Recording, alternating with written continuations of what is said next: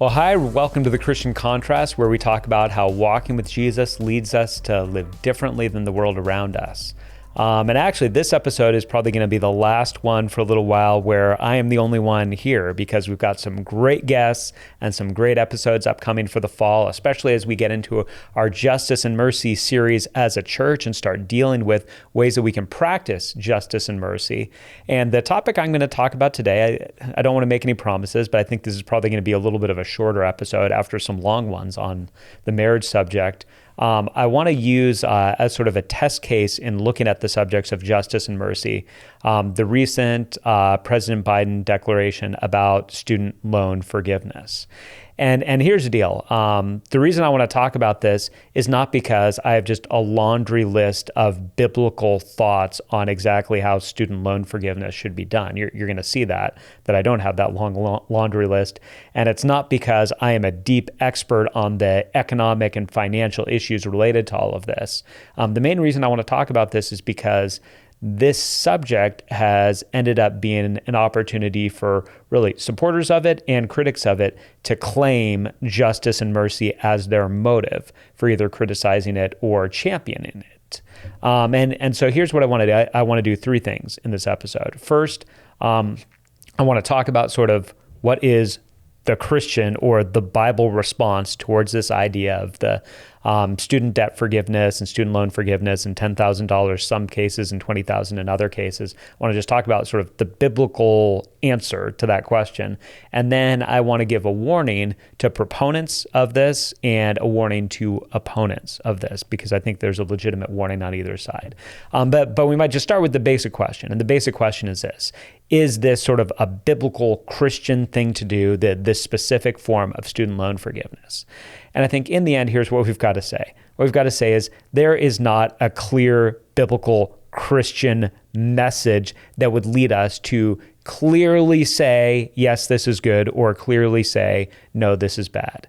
This is an area where it is okay for Christians to be on different sides of the aisle. And in fact, to some degree, it lines up on sort of the bigger government, smaller government side, that you can make a case and you can make a wisdom case for either one of those, but you're just not going to read the Bible and end up saying the Bible demands that the government does all of these many programs, or the Bible says that the government shouldn't do all these many programs. You're going to have a hard time saying this. So this is a case where we've got to have the humility to be able to say, there's not just an automatic biblical answer to this. There are some people that might say, hey, that there is real biblical backing for this, because you read in the Old Testament and you read in Leviticus 25 about the whole concept of the year of Jubilee, which was a time that prisoners were set free and loans were forgiven, and people were able to come back to land that they had sold off to other people. And so this is sort of like this whole idea of loan forgiveness is a biblical idea. And what I'd say is, well, there's not zero legitimacy to that there's some legitimacy to saying we would look at that in general. We'd look at loan forgiveness and say, yeah, that's something to be celebrated. And there's even something that was done in Israel, or at least that God told the Israelites to do. It's not clear how much they actually did this, but there is something there that was meant to be a celebration of this. And even people who you could argue could have been on the hook for this, they willingly went in and sold this property or rented themselves out as slaves, sold themselves into servitude to work off a debt. Now they get to be made free because God is the liberator of the slaves and God forgives all of our debts. And so there is something to be said for that. With that said, there's just not a direct parallel where we can say, hey, year of Jubilee, therefore this is clearly the policy that our government should have. That's not clear at all. You can say that it's good. It certainly is something that certain people would be celebrating, but it's not clearly a biblical good. And the other side is that some people will criticize this, saying, no, clearly this is a bad thing because it's unfair. And unfair for a couple different reasons. Unfair, first of all, because some people worked hard and paid off their student loans, and now they're not going to benefit from this. And so it's unfair that they paid off their student loans and other people are not going to have to pay off all their student loans because they're going to get some help. And then also unfair because why this debt and not other debt? You know, I have a mortgage, or I have a car loan, or I have credit card debt, or anything like that, or I have business expenses. Why are they forgiving that debt and not this debt? It's not fair. And I think it's important at this point to make a differentiation between what we might call fairness and what we might call justice. And I know it can be tough to distinguish this because we think of these running in tandem, and there's a good reason to have them running in tandem. But here's the deal. Justice is about what we owe to each other. And so nobody, you could say in this case, nobody is owed forgiveness of any loans. That's a generosity that's given. And so it's not unjust if some loans are forgiven and other loans are not forgiven, because it's not about what somebody is owed. Nobody owes me to pay down my debts that I owe somebody else. So from that standpoint, we could say, well, it's not fair. Well, sure, it's not fair in the sense that everybody's not getting an equal share of all of this, but that's never been the case. If you walk down the street and you see a homeless person and they're asking for money and you decide, you reach into your wallet and you have a couple of 20s and you decide to give them a couple of 20s, and then you walk away, you have not, by doing that, been unjust to all the other homeless people that you didn't give any money to. You didn't owe that homeless person money. You decided to give them money out of your own generosity. You haven't been unjust to everyone else. But you could say, well, it's unfair in the sense that it's unequal. You didn't give equal money to everybody else. That's what I'm talking about with this. So it's not unjust if some people receive a government benefit and others don't. That's what happens with government benefits. It's okay. Some people get child tax credits. Other people get, I get housing allowance as a pastor. There are different things like that. So there's a difference between somebody giving a benefit and that benefit being distributed unequally because it doesn't go to everyone, and somebody withholding justice. So I say all that just to say, hey, as Christian brothers and sisters in Christ, if you run across somebody, if you're a big proponent, you say, I think this is wonderful that President Biden is advocating to do this with reducing student debt, and you run into a Christian who's against it, it is not appropriate for you just to assume, well, you're just a spiteful person and you just don't care about the poor and you don't care about people who have student loans. And if you're somebody who's a critic of this and maybe legitimately a critic of this, thinking that this is bad policy or just a bad idea, it's not legitimate for you to look at somebody who's in favor of it, a Christian who's in favor of it, and just assume, hey, you're just a freeloader. You just don't care about the people who have paid off their debts and you don't care about any of that. We need to be charitable towards each other. So that's number one as we talk about all of this. And now with the rest of the time, what I want to do is I want to give what I see as a legitimate warning to those who are supporters of this whole idea of the forgiveness of student debt, and then also give a warning to those who are critics of this idea. And with this, I do want to use very biblical principles for all of this. And so here's the warning to those who would be supporters of this. Be careful that you're not simply looking at what policies you support and saying, this appears to be nice, and therefore it clearly must be wise. We could look at this and we could say, gosh, giving $10,000 to all of these people who are in student debt, that feels like a great thing to do, that they would be excited to get that knocked off. So you can say that. You can look at that and say that there's clearly some obvious benefits to doing this. Don't automatically assume that that is then the wise and right thing to do in every situation. And also, and I believe that this is a little bit deeper, be careful about ascribing to yourself generosity when you haven't actually done anything generous. And I think that this is in particular a problem more for the political left than for the political right. And I'll explain. I think that this is an example of it. If Elon Musk or Jeff Bezos or even President Trump had come out and said, I am going to use my money to pay off a whole bunch of student loans from a whole bunch of Americans who took out debt to go to college, there would really be no big downside to that. You look at them and be like, hey, they are generously using their own money. I can't imagine somebody objecting to that. That would just be a great thing. So you'd say, well, why would anybody object to this? It's because the government doesn't actually have money that's theirs, that the government has money that is brought in from the American people. And so this is not just President Biden saying, I'm dipping into my bank account to do this. People who understand government policy are saying this is going to have to be paid for some way. And so either there's going to be more taxes and we're all going to end up paying for these different student loans, or it's going to end up that something else is going to be cut that maybe we don't think should be cut in order to divert the money to pay for all of this. So be careful about saying I'm generous, or maybe I should put it this way. President Biden, by doing this, should not be viewed as he is being generous. He's not using his money to do this. And I think that there is a parallel to this, where sometimes people on the political left can view themselves. You can view yourself as, hey, I'm generous because I'm voting for candidates or I'm voting for policies that are going to allocate money to poor people. Now, here's the deal. You can think that that's good policy. You can end up coming to the conclusion, I think that this is good policy. Don't mistake that for you being generous. That's not you being generous by voting for those things. That's you voting for other people's money to be taken and reallocated to that. Generosity would be if you choose to give from what's yours to people who are in need. You choose to give what's from yours to help pay off student loans.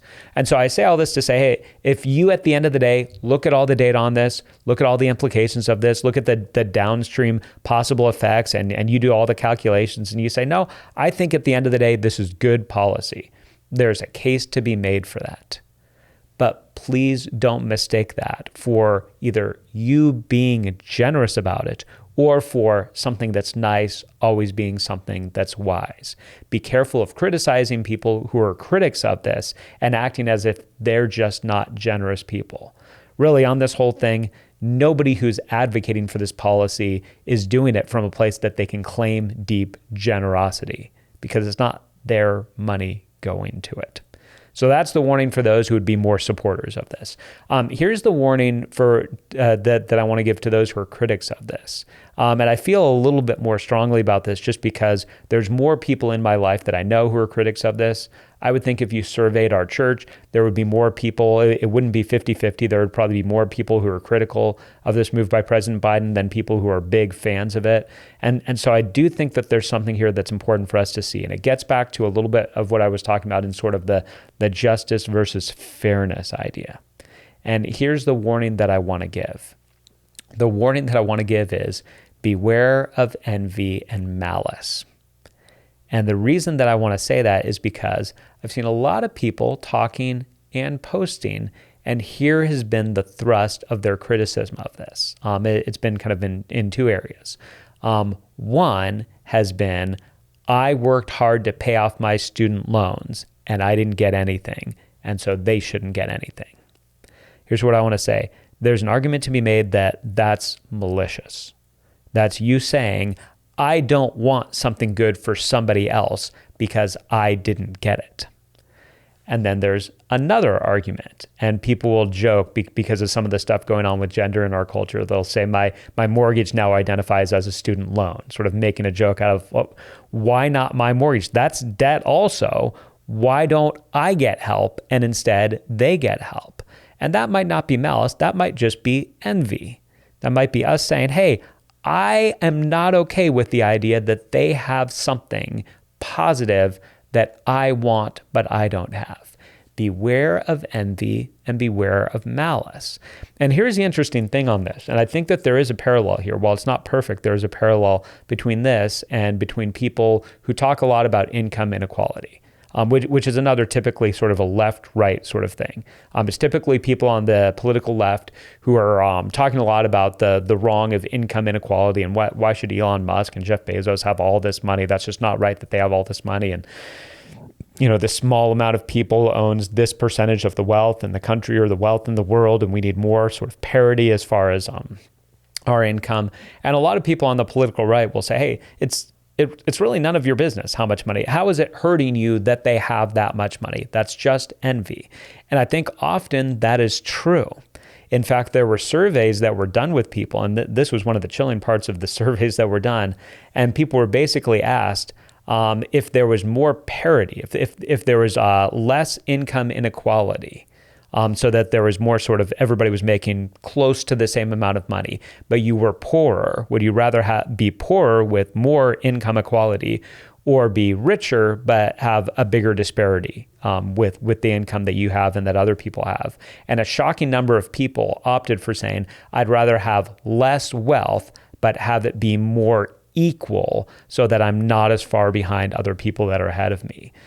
This not only is irrational, it's irrational to say, yeah, I'd rather be poor because I just don't want somebody to be ahead. And not only is irrational, this is just ugly. This is malicious. This is envy. And I think there's a correct criticism of this. And what I want to say is I think that there are some people on the political right in a different way doing this same sort of thing with the student loan idea. If you think that this is unwise, there's a case to be made. If you think that this is bad policy, there's a case to be made. If you think this doesn't really solve the problem of college, there's a case to be made. I think all of those are legit criticisms, and there's a lot of people that have a solid footing in being critics of this whole thing. But we are not on solid footing if our reasoning for being critical of it is either that we're saying, I didn't get that good thing, so I don't want them to have it. Or if we're saying, I don't currently get that good thing, and so they shouldn't have it while I don't have it. That's envy and that's malice. And those are ugly things before the Lord. And it even brings up, there's a parable that Jesus told. And I understand, I'm following this. This is about much more than money, this parable is. It's using money as just sort of as an illustration of something bigger. But I think it actually does fit with this whole mindset. And it's in Matthew 20. It's one of my favorite parables because it's infuriating. And Jesus, there are some parables that were infuriating to people at the time that they're not infuriating to us today. But Matthew 20 is one that typically is infuriating to us today. And you may recognize it as I talk through it. But what happens in this parable is that there's a vineyard owner and he wants to get workers for the vineyard. And so he goes out at the beginning of the day, 6 a.m., gets a bunch of them and says, hey, you're going to work for 12 hours today, and then I'm going to pay you a denarius at the end of the day. Goes out at 9 a.m., finds more workers and says, come and I'll pay you whatever is fair. They work for 9 hours, comes and finds more workers at noon. They come in, they work for 6 hours. Same thing, I'm going to pay you what's fair. Get some people at 3 p.m., they work for 3 hours. Get some people at 5 p.m., they work for 1 hour. And then at the end, when it's time to pay everybody up, he pays everybody the same. He pays everybody a denarius, just a regular day's wage. And the 12-hour workers are hacked off about it. They're mad about it. And the vineyard owner is saying, well, what's your problem? I gave you agreed to this. I said that this is what I'd pay you for the day. You agreed to this. Why are you upset? And their basic reason for being upset is they said, you made the 1-hour workers equal to us. The fact that you were generous with them now makes us discontent, me kind of paraphrasing, discontent with what I have. These are not the heroes of the story. The 12-hour workers are not the justice heroes of the story. They are the ones who are to be criticized because they are upset about ultimately God being generous with people who didn't work as hard as they worked. We need to make sure that our reason for being critical of this is not because we're mad about somebody else getting a blessing that we didn't get in equal measure. Like I said in this, I think that this is one of those occasions where we can have Republicans and Democrats, liberals and conservatives together. You can have conversations with people. You can politely ask, all right, why are you in favor of this? And have you thought about this? I think that all is okay. Let's be careful about judging each other's motives. Let's look at this as a debatable matter, and let's all watch our hearts on this. Let's be careful not to give ourselves too much credit if we're in favor of this, and let's be careful of envy and malice if we're critics of this. I would welcome any interaction on this. Once again, if you feel like, you don't really understand what's going on with sort of the student loan thing, hopefully you can see that's less the point of this. The point of this is not doing a deep dive and trying to analyze the policy, but more looking at how do we respond in our hearts and where are the spiritual battlefronts when something like this happens.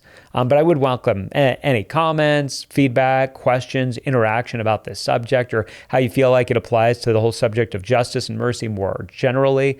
We post all of our podcast episodes on YouTube and also on our website, lbf.church. So go check those out, and you can check out back episodes also. We've got a whole bunch of great content, including a 4-week series on marriage that we just finished a little while ago. You can check all of those out.